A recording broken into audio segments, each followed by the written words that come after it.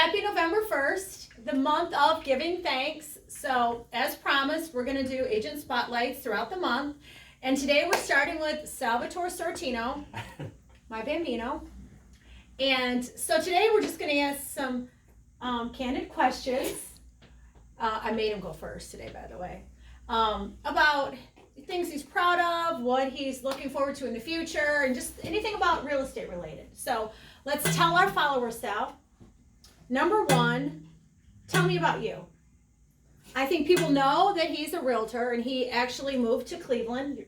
You tapped into the Cleveland market selling homes, but also tell us what else you do related to real estate. I first entered the real estate business as an investor. I bought my first property, I believe, when I was 19 or 20, land contract, little duplex that I still own, which transitioned into flipping homes. Tell me about your first flip. What There was like 19 busted pipes after you got the keys.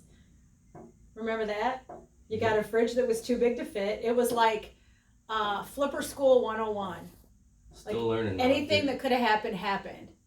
But yeah, still learning. Well, a lot of worse ones than that. Made out well on that one. But So how many flips have you done this year? in the last 24 months, I only know this because I recently applied for some financing. In the last 24 months, I've done 7 flips. So. Tell us about your rentals. How many rentals do you have? And tell us about getting into being a landlord.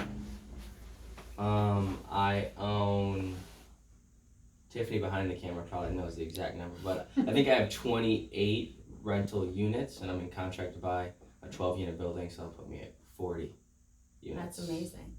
So I recently bought an office building. That's my first really commercial investment. So my favorite thing about my son being a landlord is it's just the way he treats his tenants. Like, you're super nice to your tenants, and that's my favorite thing. It makes me the most proud of you. If they pay their rent. You're nice anyway. If they pay their rent. Okay. You're gonna want everyone in the city wanting to rent from me. Okay, well, he's a very nice landlord. Okay, so let's talk about Thanksgiving and what you're the most grateful for this year. Don't look.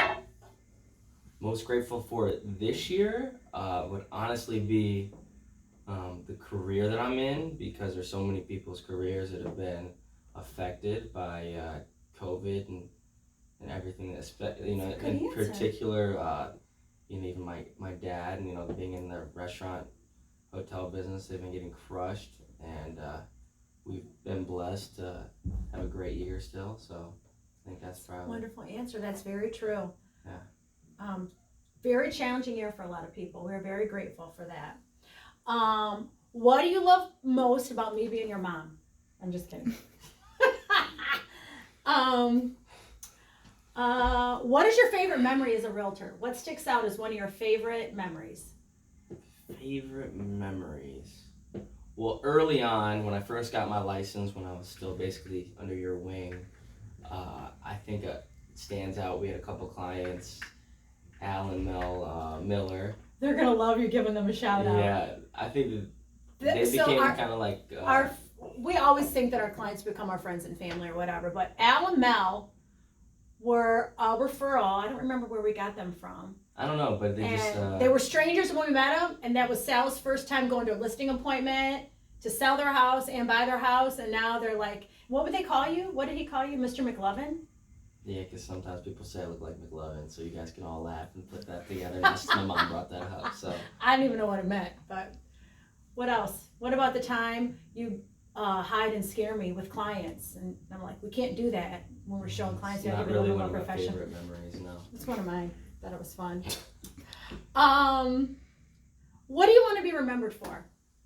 If the Lord took you out of this world today, what legacy at your little young age would you like to be remembered for? Ooh, there's a lot of pressure on that question. I would say I'd want to be remembered for how I treated people, no matter what their background is, where they come from. If they have $1 or $1 billion, I think that I try to treat everyone the same way with the same amount of It's gonna make respect. me cry. That's I a hope wonderful that, answer. you know, people who are less fortunate than me would be able to say that I treated them the same way that I treated, you know, the multimillionaires I deal with all the time. So. That's a great answer. Oh my gosh. I'm proud of you. I'm proud of my boy. Okay, I really am proud of that answer though.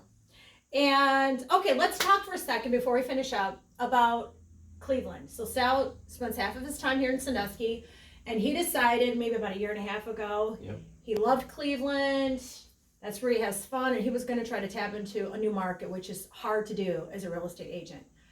But do you know what your numbers are for the past year and how much you've sold in Cleveland? With what's in my pipeline, it should be, I mean, don't quote me, probably close to $10 million. And okay, let's tell this story really quick. So a lot of people I know who Michael Simon is, the famous chef. He's on television, owns restaurants in Cleveland. Tell me about Michael Simon. What do you want me to tell about Michael Simon? Well, you're closing on his property today. Yeah, so Michael Simon's partner, Doug Pekovic, is my client. I met him actually at their restaurant, Lola, they own, right on East 4th Street, which is right below my condo. You know, I had a good group of guys at dinner there, met him, and then one thing led to another, and I'm selling a property. We're closing today, actually, a deal for Michael Simon and Doug in Tremont. They own a really nice property out there, so. So before we finish up, there's a lot of people out there that aren't just clients that want to get into real estate and they want to know what it takes to be a good realtor. So tell them how you introduce yourself and what you're just known for in Cleveland. I think I kind of get made fun of by my good friends sometimes because I can't help myself by telling people what I do for a living, that I'm in the real estate business. I'm kind of known as like the real estate guy, I would think. So I think it's very important. If you want to be successful, you got to be proud of what you do in this business, and everyone needs to know what you do. My mom takes that to a whole nother level. Like, she'll hold the door for you and say, hey, if you're looking to buy or sell a house, here's my card. Yes, in the beginning, she would. She absolutely would. I don't go that far, but it is important. You know what? We should tell the story about name tags. Oh, God. The name tags. Just give a summary of it. So, I think it's when we first... The first week when you got your license. It was before. I thought it was when we bought the brokerage, but it was before that. It was when I first got my real estate license. I think it was actually, I just passed my test and I called her on the phone. We hang up, she's so excited. She calls me back. Like, you know, you hang up the phone and she calls you right back. She calls right back and she goes, I got the best idea right off the bat. The best idea. And I'm like, okay, well, what's the idea? This is literally exactly what happened. I know. And she goes, we're going to wear name tags that say we're realtors everywhere we go. And I remember saying, absolutely not. I'm not wearing a name tag anywhere. And she said, well, you're not going to be a good realtor then. And hung up the phone, I'm pretty sure. So she got, it's a true story. She got mad that I didn't want to wear a name tag right off the bat. So. As much as we have fun working together, we argue and bicker sometimes. But anyway, that's Agent Spotlight. Anything else you want to add? Any more questions you want me to ask? I thought you'd be annoyed with them all. What's something no one knows about you? Something that nobody knows about me. Like, people will be surprised to learn.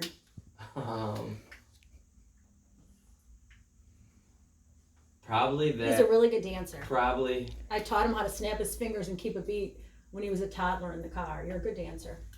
What else? My girlfriend doesn't think I'm a good dancer. Really? But, what was I going to say? Probably something that no one knows, most people don't know about me, is that I had my insurance license before I had my real estate license. And that I was going to get into the insurance business, which might happen. But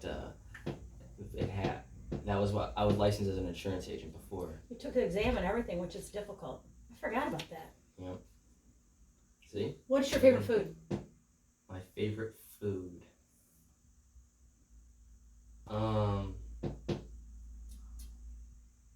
If I could eat one thing forever, probably it would be hibachi food, like Japanese steakhouse food with yum yum sauce. Hibachi. Yeah. Really? Yep. I'm his mom. I didn't know that. Actually, pizza. But maybe I'm just hungry right now and I'm thinking about how good some filet and shrimp with some noodles and yum yum sauce. What's your favorite song? What's your favorite music? The hip hop. Probably the more ghetto, the better.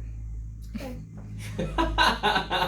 Well, anyway, thanks for watching Agent Spotlight, Sal Sortino. Make sure you go to our business page and please like and share. We're going to be drawing names from our business page for our giveaways that are going to be awesome giveaways we have starting out next week. So go like our page, and thank you so much for your business, your support, and have a good day. Arrivederci.